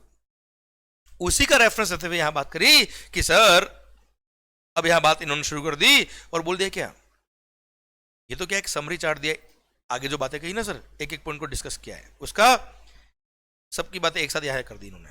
जैसे लिक्विडेटेड डैमेजेस, अब एक एक पॉइंट को मैं डिस्कस करता चाहता हूं. लिक्विडेटेड डैमेजेस क्या होता है साहब? आज तक हमने जब भी जीएसटी पढ़ा होगा 100% ये बात करी होगी कि लिक्विडेटेड डैमेजेस और सप्लाई ऑफ सर्विस, उस पर जीएसटी लगेगा. पहली बात, लिक्विडेटेड डैमेजेस क्या होता है? आपने कोई कॉन्ट्रैक्ट मेरे से साइन करवाया, आप और मैं कॉन्ट्रैक्ट में एंटर हुए, मैं सर्विस सप्लायर हूं, आप सर्विस रेसिपिएंट है, और किसी कारण से अगर मैंने कॉन्ट्रैक्ट तोड़ दिया या टाइम से परफॉर्म नहीं किया या प्रॉपर्ली परफॉर्म नहीं किया, वो कॉन्ट्रैक्ट टूट जाएगा, और कॉन्ट्रैक्ट टूटने की वजह से लिक्विडेटेड डैमेजेस पे करने पड़ेंगे. हाँ है ना सर? अब आप मुझे बताओ, मान लो मैंने कॉन्ट्रैक्ट तोड़ा, मैं आपको लिक्विडेटेड डैमेजेस पे कर रहा हूं, मैं सर्विस सप्लायर हूं, आप सर्विस रेसिपिएंट है, मैंने कॉन्ट्रैक्ट तोड़ा, मैं आपको कोई फीस पे कर रहा हूं, मुझे बताओ, मैं आपको लिक्विडेटेड डैमेजेस पे कर रहा हूं, आप मुझे बताओ सर, आपने कोई काम किया क्या मेरे लिए जिसके लिए आपने मेरे से फीस ली है? सर, कोई भी कॉन्ट्रैक्ट एंटर करता है तो कॉन्ट्रैक्ट को करने के लिए एंटर करता है, कॉन्ट्रैक्ट को तोड़ने के लिए नहीं एंटर करता है. पुलिस ने कोई फाइन चार्ज किया आपसे, liquidated damages are what? A fine. आपने कोई लॉ वायलेट किया, गवर्नमेंट ने या किसी भी एंटिटी ने आप पे पनिशमेंट के लिए फाइन चार्ज कर दिया, सर, तो आप मुझे बताओ, जिसने फाइन लिया है, क्या वो कभी भी चाहता है कि आप लो तोड़े? सर, मैंने कॉन्ट्रैक्ट तोड़ा, तो क्या आप कभी चाहते हो कि मैं कॉन्ट्रैक्ट तोड़ूं जिसके लिए आपको फीस मिले?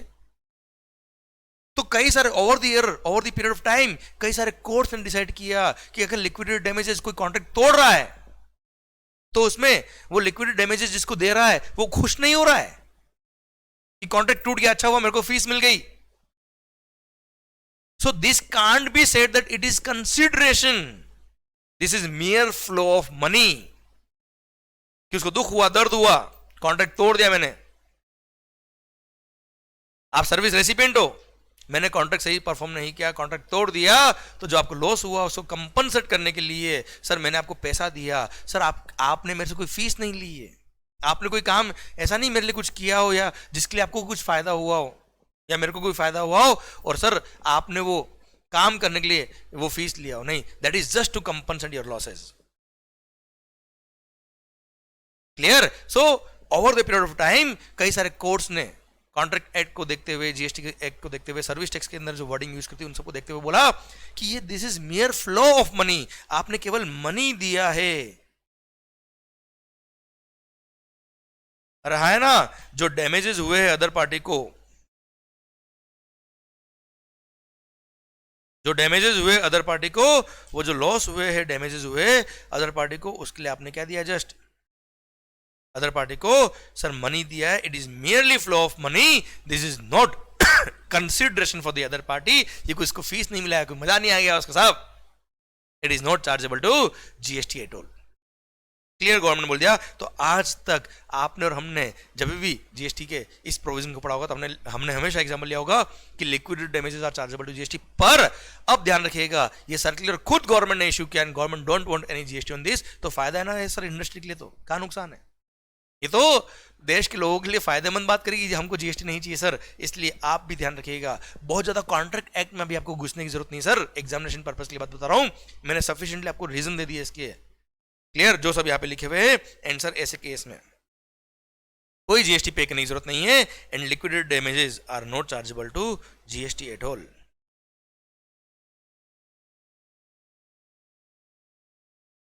No GST. ठीक है सर, यहां एक बार आप पढ़ेंगे. Examples of such cases are damages resulting from damage to property, negligence, piracy, unauthorized use of trade name, copyright, etc. Other examples में भी covered here are the penalty stipulated in a contract for delayed construction of house. आपने घर मेरा time पे नहीं बनाया, मैंने आपसे एक पेनल्टी ले ली sir. Similarly, forfeiture of earnest money by a seller in case of breach of an agreement to sell an immovable property by buyer or by the government or local authority in the event of a successful bidder failing to act after winning the bid. मान लो मैंने किसी bid में participate किया, है ना, मैंने bid लगाई, highest bid मेरी थी साहब, और बिड में जीत गया, और सर उस बिड जीतने के बाद मेरे को बोला था, मतलब as per that bidding agreement, ये पहले से बताया हुआ था कि बिड जीत जो पर्सन जीत गया विद इन 1 मंथ उसको रिमेनिंग पूरा पेमेंट करके सर वो गुड्स या सर्विस उसकी हो जाएगी सर, हाँ है ना भाई. पर मैंने बिड में हाईएस्ट बिड लगा दी, 10 लाख रुपए दे दिए, बाद में रिमेनिंग अमाउंट मैंने पे ही नहीं किया विद इन 1 मंथ, तो जो 10 लाख रुपए जो मैंने बिड अमाउंट लगाया था वो फॉरफिट हो जाता है बेटा. तो क्या उस पर जीएसटी लगेगा? यहां पे बोला आंसर इज नो. क्लियर, कोई जीएसटी नहीं लगेगा. Sir for allotment of natural resources, clear, कोई भी बिड मैंने ली थी और बिड का पेमेंट नहीं दिया मैंने, नेचुरल रिसोर्स जैसे माइनिंग के लिए मैंने बिडिंग किया, बिडिंग अमाउंट मेरा फॉरफिट के लिए गवर्नमेंट ने, क्योंकि मैंने सक्सेसफुल बिडर होने के बावजूद रिमेनिंग अमाउंट पे नहीं किया. It is a mere flow of money as the buyer. देखना रीजन देखना बेटा, as the buyer or the successful bidder does not get anything in return for such forfeiture of earnest money. Clear, कोई GST इस पे नहीं लगेगा. Forfeiture of earnest money is stipulated in such cases not as a consideration for tolerating the breach of contract but as a compensation for the losses suffered and as a penalty for discouraging the non-serious buyers or bidders. आपका जो bid amount है वो हम forfeit कर लेंगे so that sir जो non serious buyers है वो बिडिंग में पार्टिसिपेट ही नहीं करे सर, वरना पता पड़ा आप बिडिंग सक्सेसफुल हो गई फिर लास्ट बोलता नहीं मैं, और सर बाद में जब पेमेंट देने की बात है तो बोलता है क्या, नहीं साहब मेरे को तो नहीं खरीदना. तो क्या हम पागल थे, इतना टाइम बिडिंग कराई जो sir, so that non serious buyer आया ही नहीं sir. So it's a penalty, it's a mere flow of money. Forfeiture of earnest money is not chargeable to GST. Such payments being mere flow of money are not a consideration for any supply and are not taxable at all. इसलिए GST नहीं लगेगा. Clear, इसलिए liquidated damages हो या ये जो examples की बात मैंने करी आपसे, पेनल्टी हो गई या कोई भी ब्रीच ऑफ कॉन्ट्रैक्ट किया आपने जिसकी वजह से आपको इस तरह का कोई फाइन पे करना पड़ गया, not chargeable to GST at all. ध्यान रखिएगा, बहुत ही काम का सर्कुलर है बेटा इंडस्ट्री के लिए. तो ओके सर, अगला, अच्छा इस पैराग्राफ को हम आगे अगले पॉइंट में कवर करने वाले, इसलिए मैं अभी इसके बारे में बात नहीं कर रहा आपसे. आइए sir, compensation for cancellation of call blocks. बेटा इसमें क्या कुछ अलग अलग मैटर्स पे झगड़े हुए थे, डिस्प्यूट्स हुए थे, कोर्ट के जजमेंट आए थे, उनके बेस पे सब मास्टर सर्कुलर एक एक पॉइंट को लेके दे दिया इन्होंने. Compensation for cancellation of call block, बेटा 2014 की बात है बेटा, ये जब सर्विस टैक्स हुआ करता था. अच्छा सेम पॉइंट था सर्विस टैक्स में जो अभी जीएसटी में है सर, इसलिए पॉइंट यहाँ एग्जाम्पल के लिए बात आ रही है. Compensation for cancellation of call block, क्या हुआ बेटा, सेंट्रल गवर्नमेंट ने कोयले की ब्लॉक्स अपॉइंट कर दी सर. गवर्नमेंट ने क्या किया सर, कॉल ब्लॉक्स अलोकेट कर दी कि ठीक है आप माइनिंग कर सकते हो यहां से, ये कॉल ब्लॉक आपका, ये आपका, on a payment of certain amount दे दी सब कॉल ब्लॉक. फिर 2016 में सुप्रीम कोर्ट का कोई जजमेंट आया, सॉरी 2014 में सुप्रीम कोर्ट का कोई जजमेंट आया और उन्होंने वो सारे जिसको भी कॉल ब्लॉक अलोकेट हुई थी उन सबको कैंसिल कर दिया. नहीं, तुम यहां माइनिंग नहीं कर सकते, कॉल नहीं निकाल सकते सर. अब साहब हमने तो गवर्नमेंट से को पैसा देके हमने कॉल ब्लॉक लिया, अब सुप्रीम कोर्ट ने मना कर दिया, तो गवर्नमेंट ने क्या किया, जितने भी ओल्ड अलॉटीज थे उन सबको कंपनसेशन दिया गया in the year 2016 towards cancellation of call block. ठीक है तुमको लॉस हुआ, सुप्रीम कोर्ट ने ऑर्डर दिया, सर हमने कॉल ब्लॉक आपको अलोकेट किया था on payment of certain amount, अब सुप्रीम कोर्ट ने मना कर दिया, तो तुम सब को लॉस जो हुआ है उसको कंपनसेट करने के लिए लो पैसा साहब. अब ऐसे केस में क्वेश्चन ये आया क्या इस पे सक्सेसफुल इस पे क्या जीएसटी या सर्विस टैक्स लगेगा? आंसर इज नो, क्योंकि जिसके कॉल ब्लॉक कैंसिल हुए बेचारे का उसका दिल दुखा है, उसको कोई फीस नहीं दी गवर्नमेंट ने टू डू समथिंग, है ना, उसको लॉस हुआ, उसके बिजनेस प्रोजेक्शंस खत्म हो गए सर, इसलिए it's a mere flow of money, not a compensation, not a fees charge by them, it is not a consideration paid to them for doing something और for not doing something. It is not chargeable to GST at all, कोई GST नहीं लगेगा. Clear, hence not taxable. अच्छा बेटो, इन सब cases में बहुत high thoughts गई हुई है इंडियन कॉन्ट्रैक्ट एक्ट के हिसाब से, हर एक वर्ड को इंटरप्रेट किया गया. आप इसके बहुत डेप्थ में अभी मत जाइएगा, बहुत ज़्यादा वक्त आपके पास नहीं है, ठीक है, जितना मैं समझा रहा हूँ उतना समझिएगा, एंड इस पर जीएसटी नहीं लग रहा है अभी. देन चेक डिसऑनर फाइन और पेनल्टी. अगेन सर कभी भी बैंक में अगर चेक बाउंस हो जाता है तो आपने देखा होगा बैंक चेक बाउंस चार्ज लेता है हमसे, तो अगेन डिपार्टमेंट ने बोला कि इस पे भी कोई जीएसटी नहीं लगेगा, it is just मियर flow of money, ये पेनल्टी है बेटा अगेन। अच्छा सर नोबडी, जैसे आपने मेरे को 10 लाख रुपए का चेक दिया, मैंने बैंक में लगाया, मैं कभी ये नहीं चाहूंगा वो चेक बाउंस हो, पर बाउंस हो गया, अब बैंक ने मेरे से चार्ज लिए, तो क्या सर बैंक ने मेरे से कोई मैंने बैंक को की फीस दी है for doing something? Sir no, nobody wants कि चेक बाउंस हो, तो ये फाइन पेनल्टी जो है ये फीस नहीं दी मैंने बैंक को for doing something. Clear sir, ये उनके एफर्ट्स जो खराब हुए उसके लिए मैंने कंपनसेशन दिया है बैंक को, it is not chargeable to GST at all. Clear, not taxable. Then penalty impose for violation of law, already मैं बात कर चुका हूं, जैसे आपने ट्रैफिक वायलेशन किया या किसी भी कानून की धज्जियां उड़ाई है और आपसे कोई फाइन या पेनल्टी चार्ज किया है, तो आपने कोई उस जिसने फाइन चार्ज किया पेनल्टी चार्ज किया उसको कोई फीस नहीं दिया है कि हाँ साहब ठीक है ना मैं ट्रैफिक रूल्स तोड़ूंगा आपको फीस दे दूंगा। Is it a fees? No sir, it's a penalty, it's a mere flow of money for deterring some act, such act, कि आप कानून ना तोड़े इसलिए पेनल्टी है। आप समझना, आप लॉज का वायलेशन नहीं करे इसलिए पेनल्टी है, ऐसा नहीं उनको पेनल्टी चाहिए इसलिए आप लॉ वायलेट करे। समझना, as per contract act if you are giving something, if you are paying something as a consideration for doing something, तो सर ऐसे केस में वो सप्लाई के स्कोप में आना चाहिए, अदरवाइज सप्लाई के स्कोप में नहीं आना चाहिए। तो सर गवर्नमेंट या कोई भी पर्सन जो आपसे फाइन या पेनल्टी ले रहा है, क्या आपने उसके लिए कुछ किया है इसलिए उसको फीस मिल रहा है क्या? या उसने आपके लिए कुछ किया इसलिए फीस मिल रहा है क्या? या वो चाहेगा हाँ तू कानून तोड़ और हमको फीस दे, ऐसा? No, fine penalties are charge for deterring the act. आप ऐसा काम ना करें इसलिए फाइन पेनल्टी चार्ज करिए।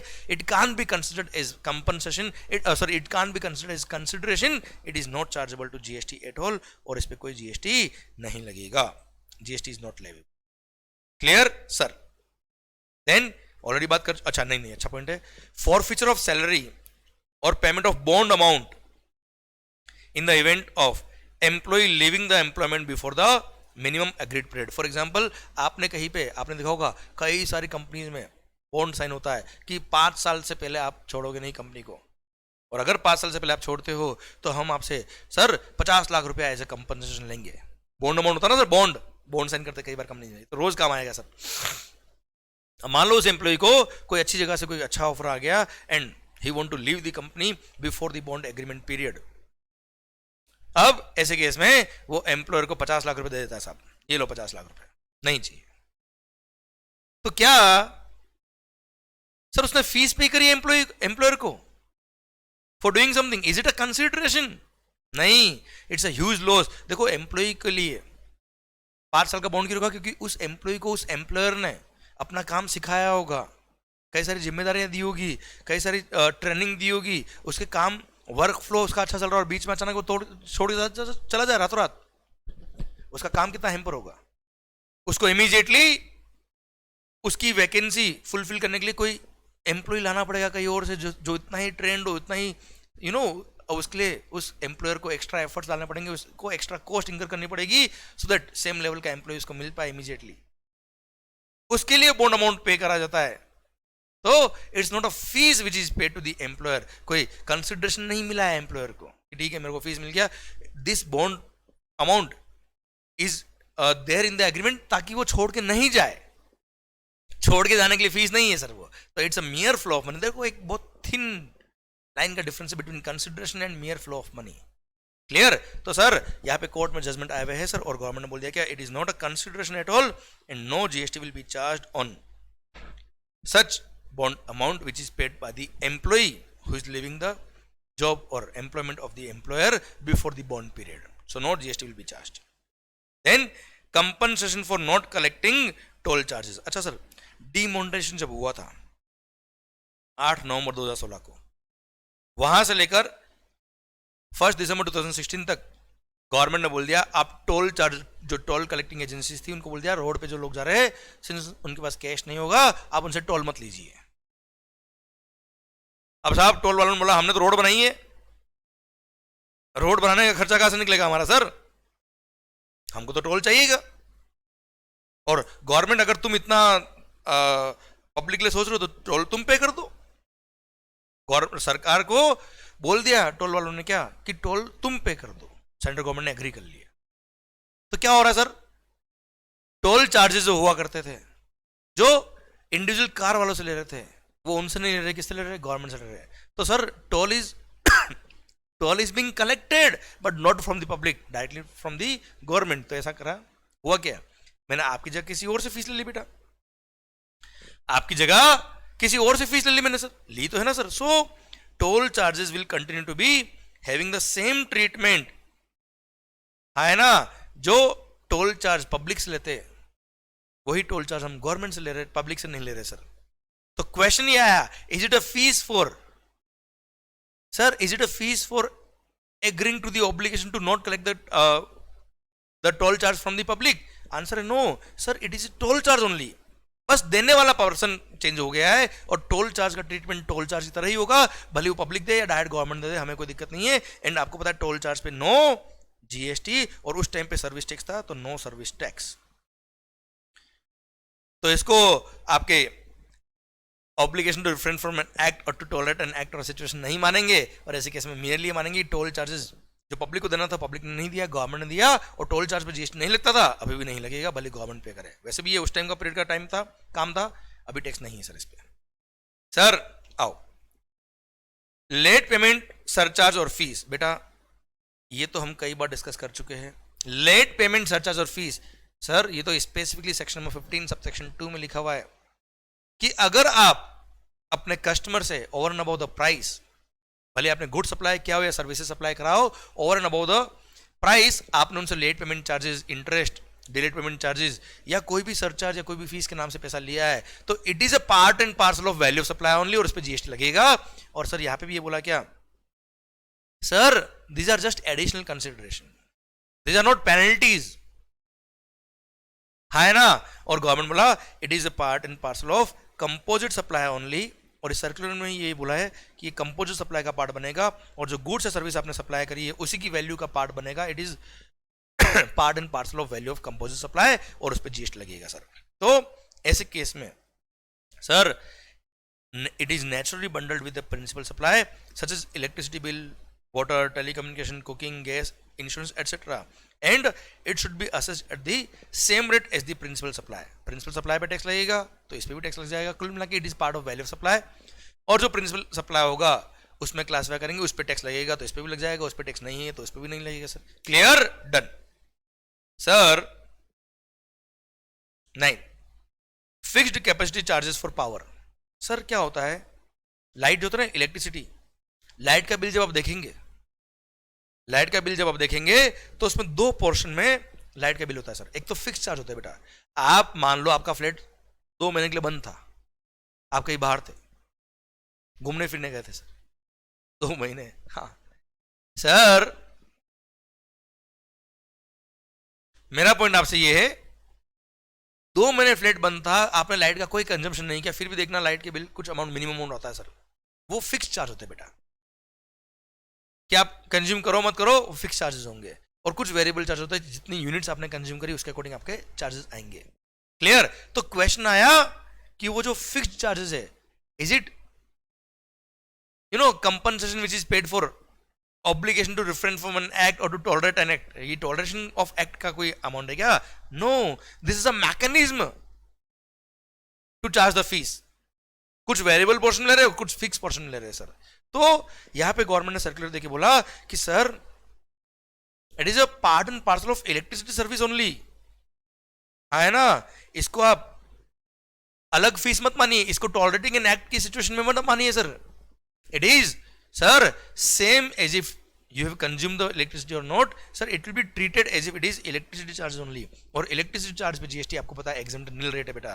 क्लियर। और सर इस पे भी जीएसटी नहीं लगेगा, ऐसा नहीं कि फिक्स्ड कैपेसिटी चार्जेस पर आप टैक्स ले लो सर, नहीं, this is not for tolerating any act. आप लाइट कंज्यूम नहीं करो तो हमने आपको टॉलरेट किया है इसलिए आपके लिए फिक्स चार्ज है, नहीं, it can't be said like tolerating an act और अ सिचुएशन।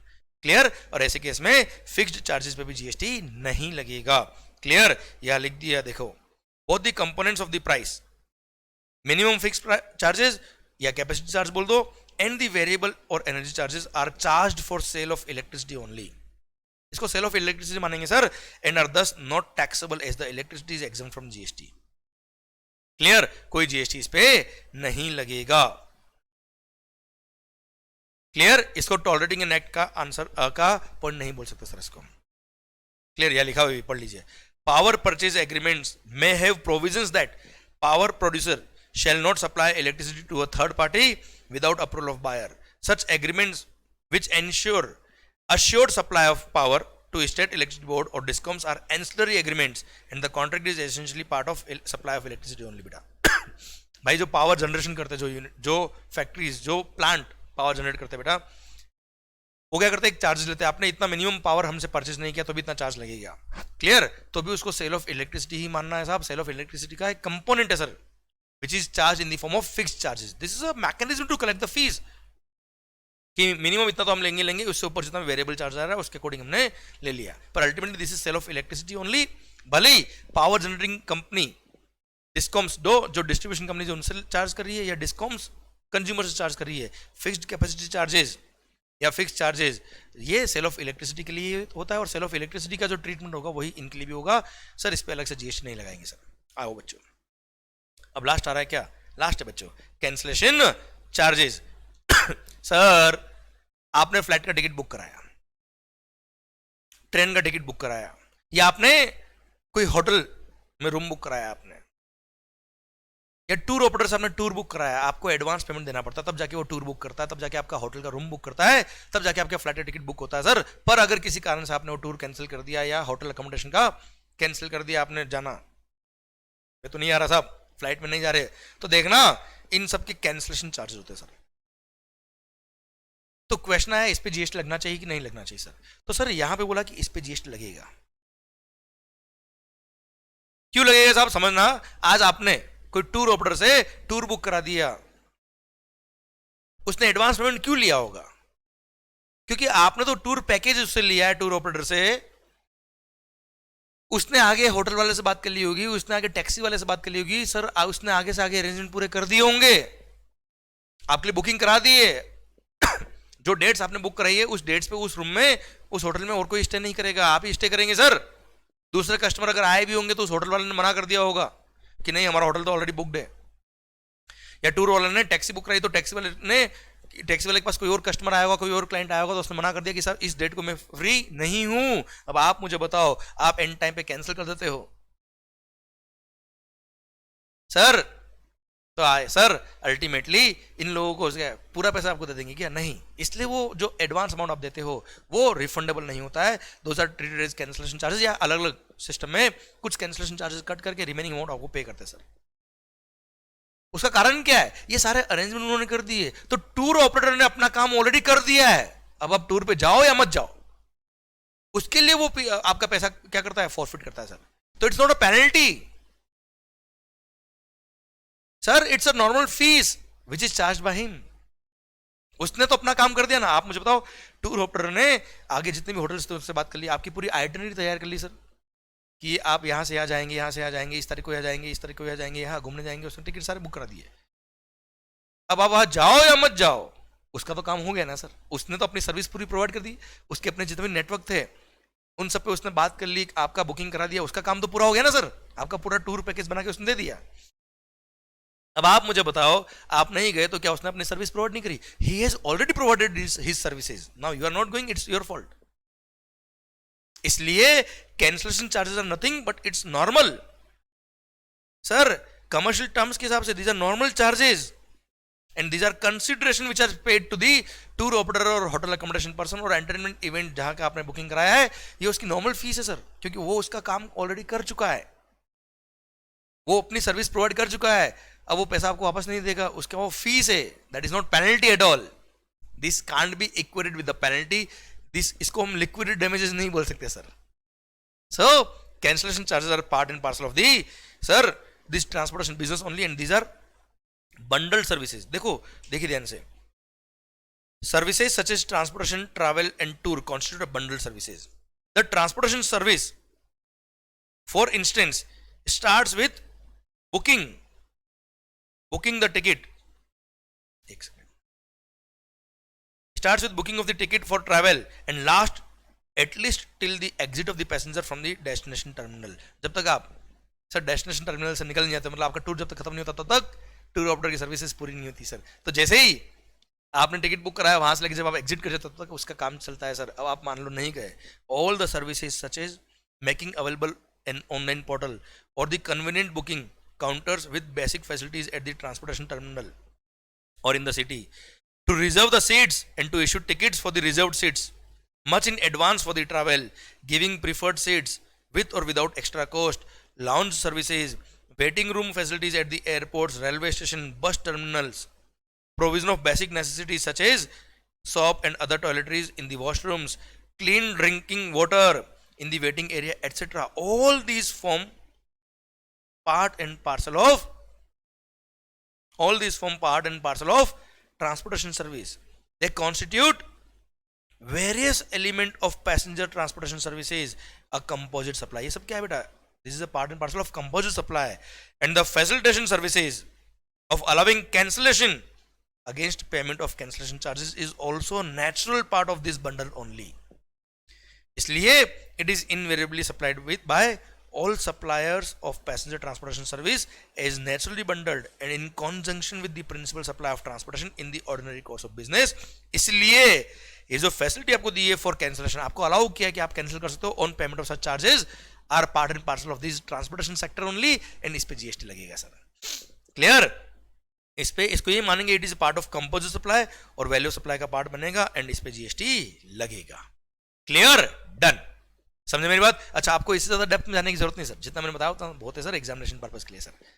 क्लियर? और बाकी डिपार्टमेंट ने कोर्ट ने सबने डिसाइड कर लिया ना सर अब.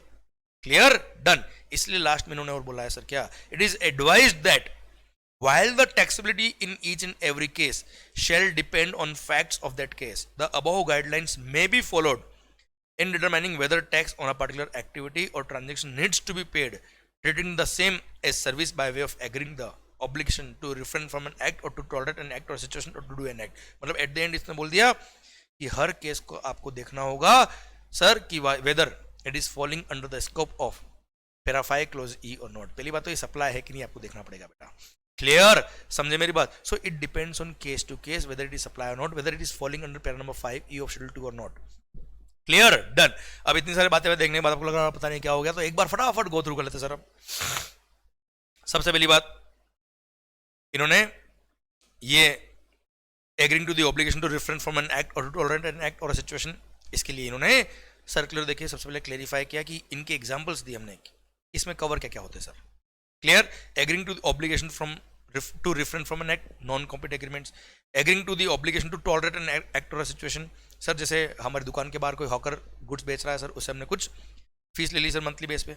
Agreeing to the obligation to do an act, although मेरा रिक्वायर्ड नहीं है इस पर लो, पर मैंने अपने फैक्ट्री के अंदर सर एक एक्स्ट्रा मशीन लगाई सो दैट नॉइज पोल्यूशन कम हो, एयर पोल्यूशन कम हो, और मेरे को सोसाइटीज एक्स्ट्रा फीस दे रही, तो उसके लिए वो सप्लाई ऑफ सर्विस होगा, जीएसटी लगेगा sir.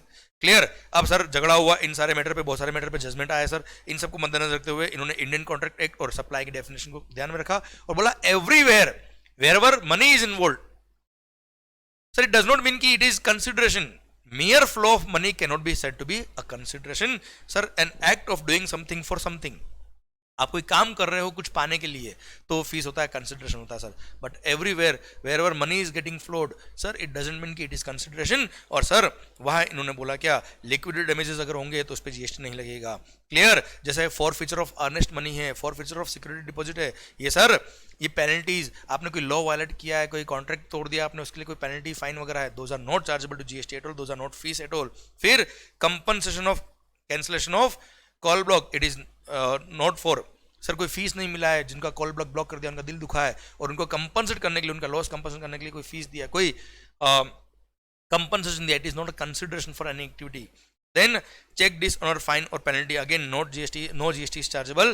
Then penalty imposed for violation of law, sir this is to deter the violation of law. law violation तोड़ने के लिए पैसा चार्ज किया है, ऐसा नहीं कि हाँ आप हमको फीस दो लॉ वायलेट कर दो सर, कोई फीस नहीं मानेंगे इसको sir. Clear? Not GST chargeable. Then अगर कोई एम्प्लॉयर का आपने बॉन्ड तोड़ दिया है और एम्प्लॉय से कोई पैसा रिकवर कर रहा है, कौन? एम्प्लॉयर, तो it is not chargeable to GST at all. It is not a service provide by employ, provide by employ to the employ. है ना, एम्प्लॉयर ने कोई सर्विस दी क्या वो बॉन्ड अमाउंट लेके सर उससे? नो, ये दुख हुआ उसको, अपना लॉस रिकवर करेगा वो, इमीडिएटली कोई एम्प्लॉयमेंट के लिए उसको नया एम्प्लॉय रखना पड़ेगा उस सबको, सर उसका जो काम डिस्टर्ब हुआ उसको सहन करने का उसका पैसा है sir. So it is not consideration at all. Then sir जो डिमोनेटाइजेशन टाइम पे टोल चार्जेस गवर्नमेंट ने पे किए थे, वो टोल चार्ज ही होगा, भले आप पे करो या गवर्नमेंट पे करे, टोल चार्ज का ट्रीटमेंट टोल चार्ज की तरह ही होगा, और उस पर जीएसटी नहीं था तो इस पे गवर्नमेंट पे करा तो भी जीएसटी नहीं लगेगा। देन लेट पेमेंट सरचार्ज और fees, it is a part of composite supply and sir it is chargeable to GST. Yes, GST लगेगा सर, पहला पॉइंट आया, इस पे जीएसटी लगेगा सर, अरे हाँ है ना भाई। Then fixed capacity charges for power, again sir fixed capacity charges are electricity charges only, and sir electricity charges पर कोई जीएसटी नहीं लगता क्योंकि वो एग्जाम्प्ट है, तो फिक्स चार्ज पे भी जीएसटी नहीं लगेगा। देन कैंसलेशन चार्ज लास्ट में पड़े, कोई भी फ्लाइट का टिकट आपने कैंसिल कराया, होटल अकोमोडेशन या टूर ऑपरेटर का टूर आपने बुक करा के कैंसिल कराया, तो जो उसने पैसा चार्ज कर लिया आपसे as a cancellation fee, it is chargeable to GST. Sir इसको हम फाइन पेनल्टी नहीं बोल सकते। Clear, done. इसी के साथ भारत माता की जय। एंड सर ये बड़ा जो एक सर्कुलर था वो भी खत्म होता है। अच्छा, मैंने समरी बुक में इसका समराइज फॉर्मेट जैसे 3-4 पेज में बड़ा जा रहा है, यहाँ पे कोई चिंता मत करो, विद इन सिंगल पेज मैंने इसको समरी बुक के अंदर दे रखा है, वो आप मैं स्कैन करके जब डालूंगा समरी बुक का अमेंडमेंट तो उसमें देख लीजिएगा बेटा। Clear, done. इसी के साथ मेगा एग्जामिनेशन के जो बहुत सारे अमेंडमेंट थे वो प्लस एक बड़ा सर्कुलर भी खत्म होता है। अब देखिए मैंने यहाँ क्या लिखा हुआ साहब, वैसे अपनी मेन बुक के अंदर चैप्टर के एंड में लिखा, पर ये बात आगे तो देख लीजिए, सपने मत देखो क्योंकि सपने देखे जाते हैं, सपने मत देखो, सपने देखे जाते हैं, एम रखो क्योंकि एम अचीव किए जाते हैं। इसी के साथ भारत माता की जय, all the best, love you lot, अपनी पूरी एनर्जी लगा दो सर। मिलते हैं अगले सेशन में सर, रजिस्ट्रेशन टीडीएस टीसीएस के चैप्टर नंबर 10 से लेकर आगे जो अमेंडमेंट होंगे वो हम उसमें कवर कर लेंगे। पर हाँ सर आप देखेंगे तो आपके पास जो अमेंडमेंट नोट्स अगर है 138 पेजेस में सर 71 पेजेस तो हो भी चुके सर, मतलब more than 50% you have already covered, तो टेंशन नहीं आया होगा आपको सर।